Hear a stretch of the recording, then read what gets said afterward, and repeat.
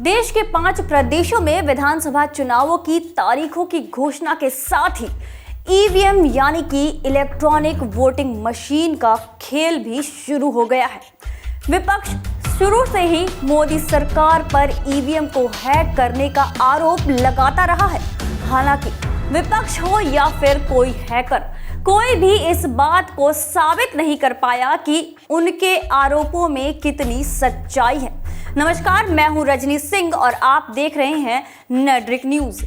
चुनाव आयोग ने भी सबको खुला चैलेंज दे रखा है कि कोई भी हैकर ईवीएम को हैक करके दिखा दे तो फिर से बैलेट पेपर पर चुनाव शुरू हो जाएंगे। चुनाव आयोग का कॉन्फिडेंस वाकई में काफी मजबूत है, लेकिन सवाल ये उठता है कि विपक्ष के लगाए गए आरोपों में कितनी सच्चाई है। क्या सच में ईवीएम मशीनों को हैक करके वोट बदले जा सकते हैं? आज हम आपको इन्हीं कुछ सवालों के जवाब देने जा रहे हैं, जो ये प्रूव कर देंगे कि क्या वाकई में ईवीएम हैक हो सकता है या नहीं। भारत में ईवीएम केवल 2 कंपनी बनाती है। पहली भारत इलेक्ट्रॉनिक लिमिटेड, जो कि बैंगलोर में है, और दूसरी इलेक्ट्रॉनिक्स कॉरपोरेशन ऑफ इंडिया, जो कि हैदराबाद में है। भारत में भले ही 1982 में पहली बार केरल में ईवीएम का इस्तेमाल करके एक्सपेरिमेंट किया गया था, लेकिन उसके बाद भी 1999 तक फिर से ईवीएम का इस्तेमाल नहीं किया गया।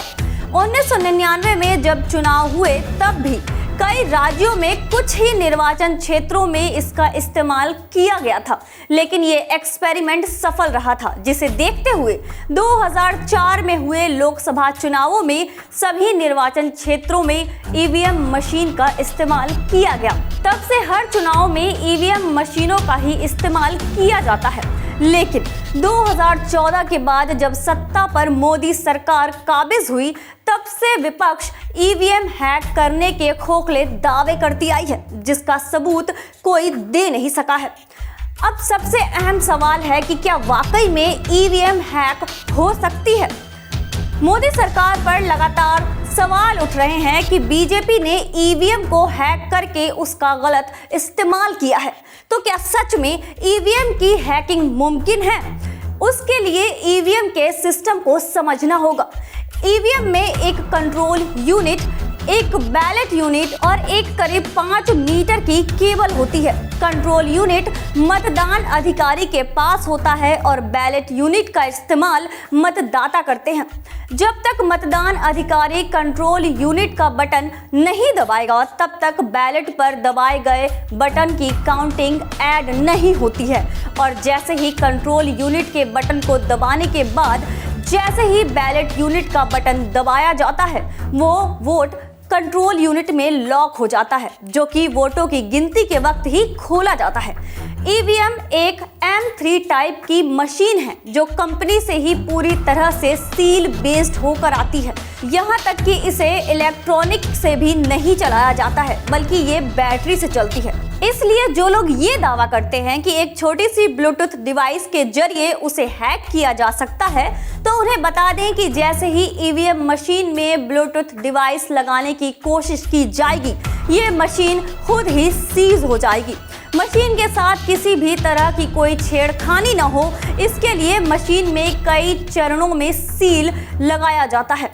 हैकिंग का डर दिखाने वालों को वीवीपैट यानी कि voter verifiable paper audit trial भी अब वोटिंग के लिए इस्तेमाल किया जा रहा है, ताकि मतदाता खुद वीवीपैट से ये देख सकें कि उनका वोट किसे पड़ा है। किसी भी डिवाइस को हैक करने के लिए इंटरनेट की जरूरत होती है, लेकिन ईवीएम मशीन में ना तो इलेक्ट्रिसिटी होती है और ना ही ये इंटरनेट से कनेक्ट होती है। ऐसे में बिना इंटरनेट के ईवीएम को हैक करना लगभग नामुमकिन है। ईवीएम मशीनों को मतदान केंद्र में भेजने से पहले करीब 50 फर्जी मतदान करके मशीन को चेक किया जाता है। साथ ही ये भी देखा जाता है कि कहीं ऐसा तो नहीं है कि वोट किसी और को जा रहा हो। इन सब की जांच की जाती है। हर मशीन में 16 कैंडिडेट का नाम दिया जा सकता है और एक जगह पर एक बार में 4 बैलेट मशीन को कंट्रोल यूनिट से कनेक्ट किया जा सकता है। वोटिंग होने के बाद कंट्रोल यूनिट को दबाकर बैलेट मशीन को सील कर दिया जाता है। रिजल्ट वाले दिन ही इस सील को खोला जा सकता है। अब जानते हैं कि किन सूरतों में की जा सकती है हैकिंग।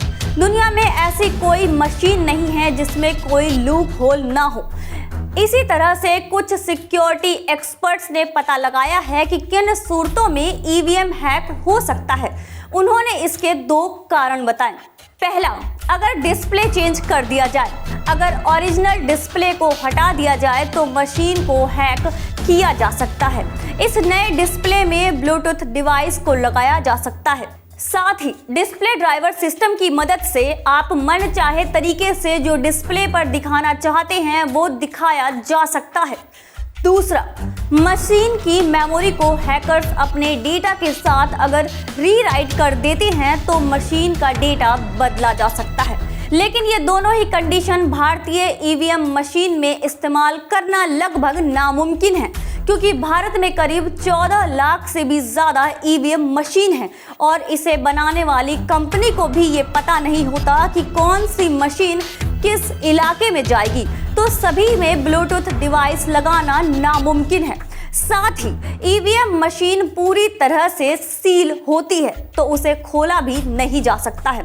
ऐसे में हम ये कह सकते हैं कि ईवीएम का जो भी हैक होने का दावा हो रहा है वो सारे कोरे हैं, क्योंकि ईवीएम हैक नहीं हो सकता है।